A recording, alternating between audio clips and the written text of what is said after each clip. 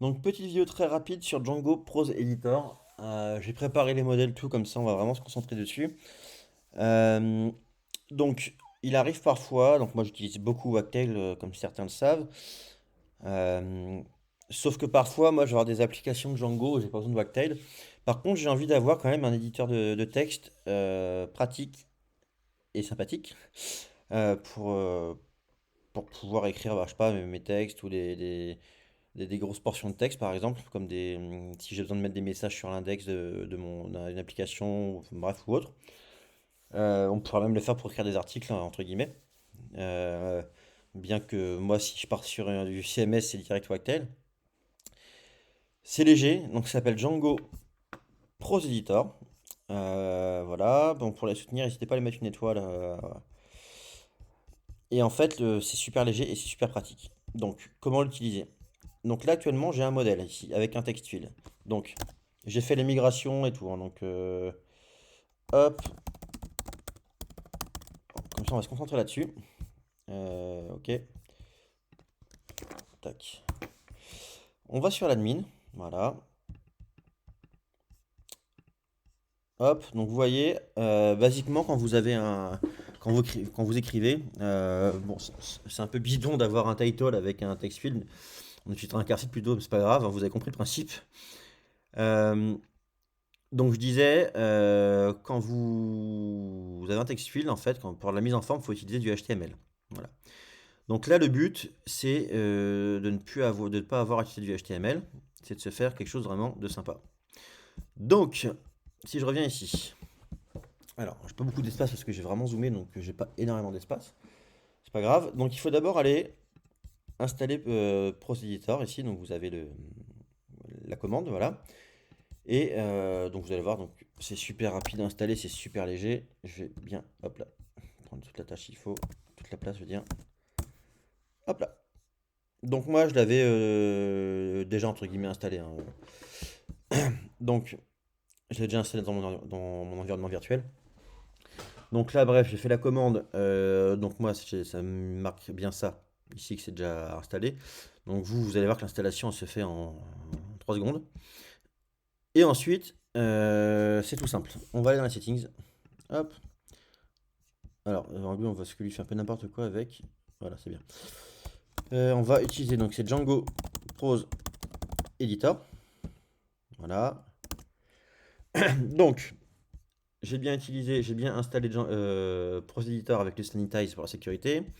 Ensuite, dans les settings, j'ai bien ajouté Django Prose Editor. J'ai bien mon application qui est là. Ok, pour ça c'est bon. Ici, très simple, on va juste besoin. Alors, vous allez voir, c'est super rapide, c'est super efficace. On va aller. Hop là, mince. On va prendre Prose Editor ici. C'est dans Fields, je crois. Fields, et ça s'appelle. Ouais, c'est ça. Et donc, vous voyez qu'on peut utiliser aussi des widgets, hein, quand vous avez des formulaires qu'on veut utiliser dans des templates ou autres. Nous, on va se concentrer sur l'administration, mais vous voyez qu'on peut l'utiliser aussi autrement et ailleurs. Nous, on reste sur l'administration. Donc, maintenant, ici, on va utiliser du coup Prose Editor Field. Donc, on pourrait très bien dire ici, ok, super, on l'a mis, on va l'utiliser comme ça. Donc, pourquoi pas. Bah, qu'est-ce qu'il me fait? Alors attendez, tac. Pourtant, je viens de le faire le run server. Run server, ok. Hop, et là, vous voyez, j'ai un warning. Alors, vous en faites pas, on va gérer ça après. Mais vous allez voir que ça fonctionne. J'ai bien l'éditeur de texte, hein. Hop, voilà, vous pouvez mettre du heading 1, ainsi de suite. On peut aller chercher du bold si on veut, on peut revenir en arrière.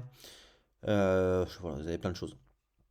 Donc, euh, là, on a un warning parce qu'en fait, on va suivre les bonnes pratiques de la bibliothèque. On va aller lui spécifier déjà. Alors, hop, extension, tac. Et comme ça, ici, on va mettre en fait que ce dont on a besoin. Et en fait, vous pouvez, et surtout le sanitize pour la sécurité. Hop, comme ça, il n'y aura plus de warning. Voilà, tac. on a bien installé avec Sanitize à la base, hein, ok? On peut l'installer sans. Je crois que Sanitize, ça use, ça use, ça use. Django, c'est pas N3, je sais plus. Python N3. Non, j'ai plus le nom. Python N3, c'est quoi déjà? J'ai un doute. Hop là. NH3. J'avais zappé Python NH3. Voilà, pour la petite info. En arrière-plan, on a NH3 qui est pour la sécurité qui tourne. Bon bref, c'est pas le sujet. Si je reviens ici, du coup, j'en étais où? Voilà, donc on peut lui, je disais, lui passer en fait le customiser. Donc par exemple, on va dire, je veux pouvoir avoir du gras. Hop, tac. Je pense même qu'on va... Il est là. On va même... Voilà, déjà on n'a plus le warning. Et, et on va... Hop, donc là on a bien le bold. Et en fait, vous allez comme ça, au fur et à mesure, utiliser vraiment ce dont vous avez envie. Donc je sais pas, on pourra avoir envie d'avoir un italique. Ouais, italique. Ouais, italique. Non, italique, comme ça. On va y arriver. Hop.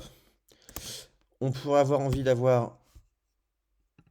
tac. On pourrait envie d'avoir, excusez-moi. Je me perds. Alors, les bullet list. Alors, ça, je me suis fait avoir la première fois. Les bullet list ici, quand vous l'utilisez. Hop, vous allez voir. Tac. Et ce qui m'a mis un gros warning. Ouais, donc là, alors, si je vais grandir ici, j'ai agrandi. Là, on a un gros warning qui se met en fait. Donc, il vous le dit, il veut last item as through. Donc, en fait, ce qui se passe, si vous mettez bullet list, tac, là, on n'a plus rien. Donc, en gros, il plante. Donc, il faut bien penser. C'est un peu chiant là, par contre. Il faut bien penser passer le list item ici à through. Tac. Et ça fonctionne, voilà. Donc, voilà, donc on a bien, je sais pas, on a bullet list ici, boum. Voilà, tac. Et puis on peut revenir en arrière, ainsi de suite. Donc pensez surtout dans votre template pour rendre le champ, vous le rendez avec safe, pour que ça s'affiche correctement avec le filtre safe. Django safe filter, tac. Hop. Donc vous allez voir, hein, donc vous avez tac.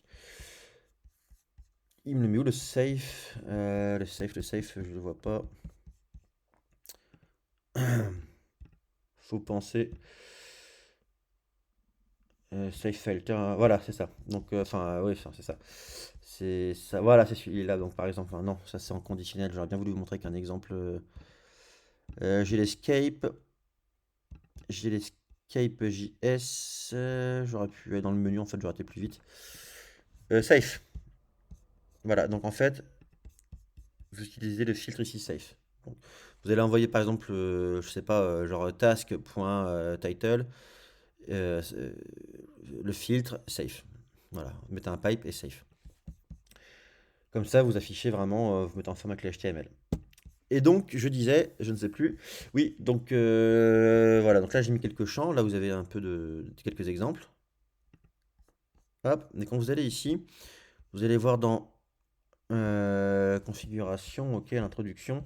Donc il y a quelques champs. Et là, boum, vous allez voir, vous avez une configuration très complète où ils vous mettent tout ce que vous pouvez mettre. Voilà. Donc même dans les headings, en fait, vous pouvez mettre les levels. Enfin, c'est un truc de fou, quoi. C'est super léger et à la fois super complet. Donc avant, j'utilisais CK Editor, maintenant j'utilise ça et j'en suis devenu assez fan et ça s'intègre facilement à Django, même dans vos formulaires, enfin voilà. Donc voilà pour du coup Django Prose Editor. Merci à tous d'avoir suivi la vidéo du coup.